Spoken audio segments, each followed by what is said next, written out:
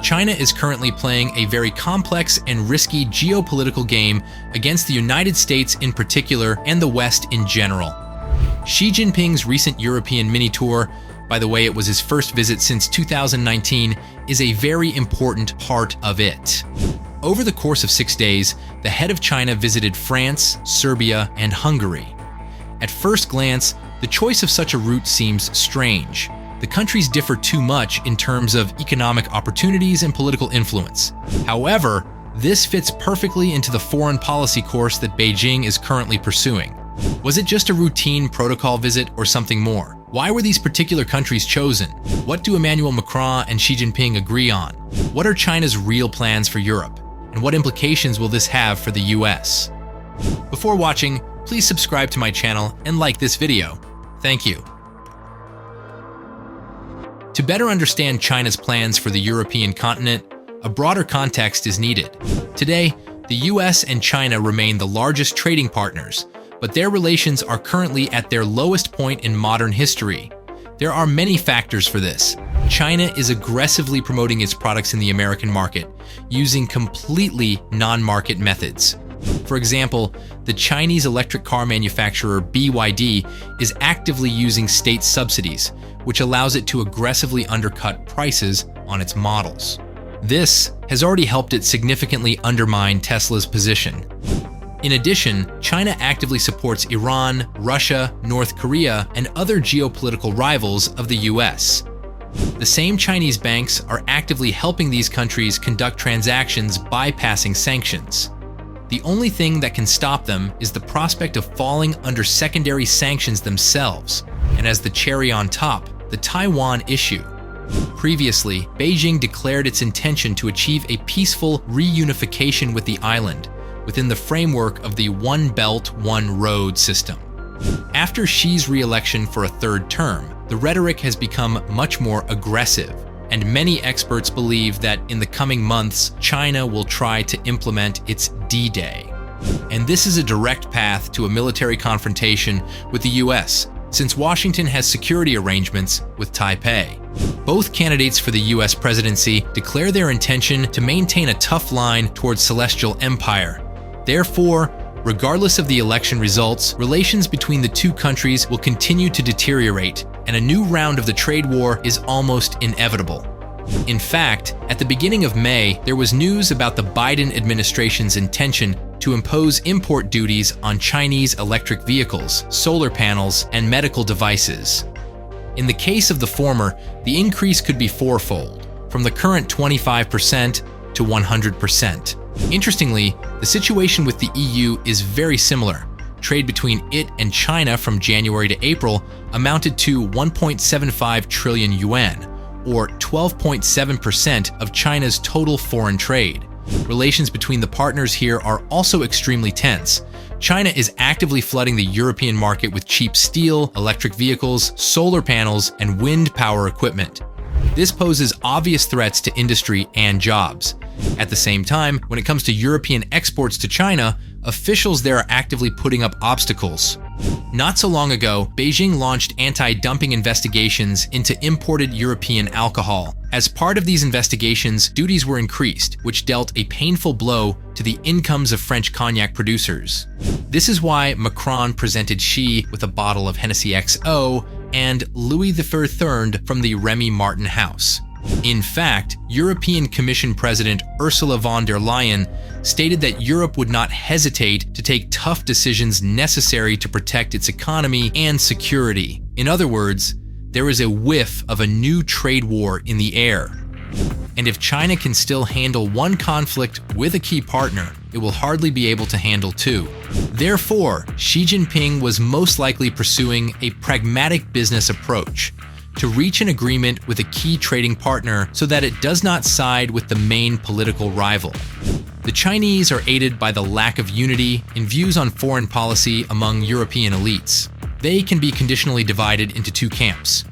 The first, supporters of Euro-Atlanticism who believe that the continent should have strong allied relations with the US and cooperate with them on all issues. Their opponents are the camp of strategic autonomy of Europe. They believe that the EU should not align its policies with Washington and should be an independent player, a sort of Make Europe Great Again. This concept is very popular in France, and its active supporter is President Emmanuel Macron himself. For a long time, the supporters of an autonomous Europe had been betting on Russia as the main alternative to the US.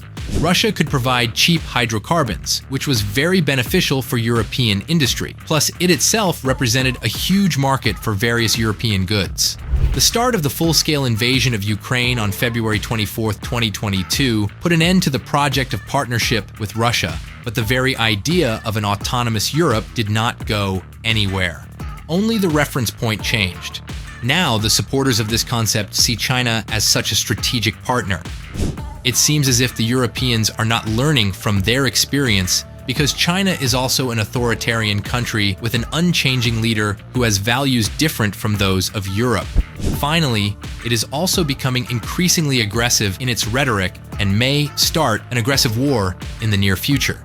However, the positions of Euro-Atlanticist supporters have also wavered after the 6-month saga when the US Congress could not vote on aid packages for its allies, Ukraine, Israel, and Taiwan. As a result, the president of the Czech Republic even had to work on a Plan B to find shells for the Ukrainian army. The meeting between Macron and Xi is beneficial for both sides. France possesses nuclear weapons, has a permanent seat on the UN Security Council, and after Brexit is vying with Germany for the title of leader in Europe. Having such a partner will allow China to once again emphasize what a significant pole of influence the Celestial Empire has become in recent years.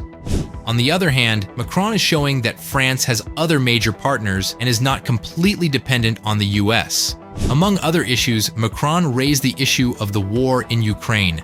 He believes that Beijing, which has many levers of influence over Russia, in fact, it was China's aid and imports that largely softened the impact of sanctions, will convince Putin to stop his aggressive war against Ukraine.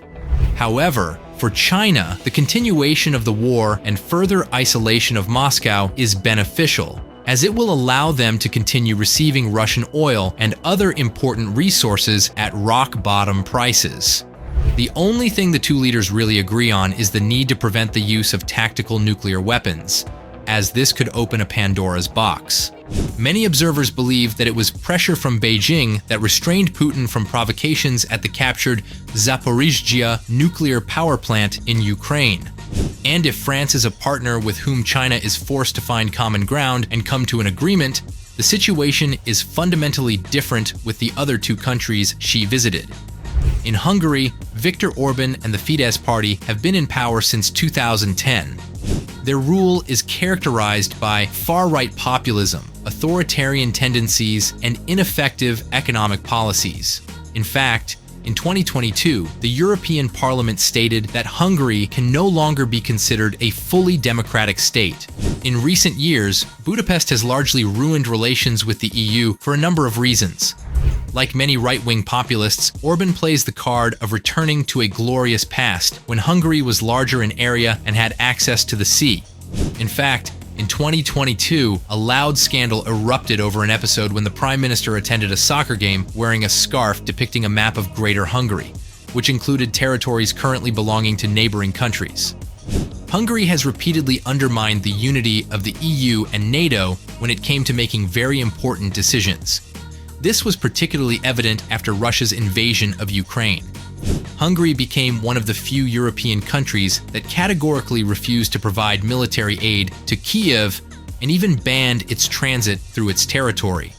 Moreover, Budapest constantly sabotaged the introduction of new sanctions against the aggressor country and carved out the benefits for itself in the issue of restricting exports of Russian hydrocarbons. Dealing with Orban's sabotage was only possible through threats from Brussels to cancel subsidies and revise the EU's principle of unanimity in decision-making. Many observers call Hungary a Trojan horse within the EU and NATO. And last but not least is Orban's populist policy. One of his main achievements during his premiership he calls the lowest utility and fuel prices on the continent, although this has led the country to dependence on Russian energy resources. Like many leaders of small autocracies, Viktor Orban sought the patronage and support of a major dictatorship. For a long time, he was betting on Russia, but it is no longer in a position to give generous gifts to the loyal prime minister. and he found a new patron in the form of China. Hungary is vying to be one of China's main bridgeheads in Europe. It has launched a number of major economic projects with China, including plans to build a large BYD electric vehicle manufacturing plant, the first on the continent. The two regimes have every reason to be friends.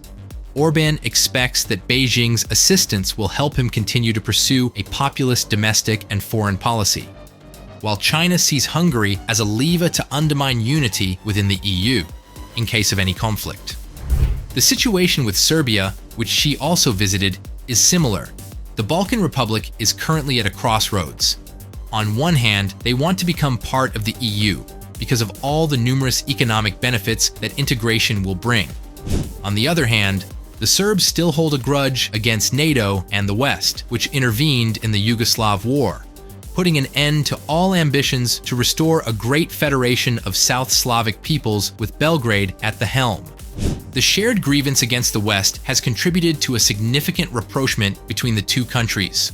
In fact, during his visit to Serbia, Xi Jinping visited the building of the Chinese embassy, which was damaged during the NATO bombing. Both countries are convinced that this did not happen by accident. Many Serbian nationalists strive to regain control over Kosovo. Previously, they believed that Russia would help them with this, but now they are betting on China. In the past couple of years, Belgrade has been actively purchasing Chinese weapons, including air defense systems and drones.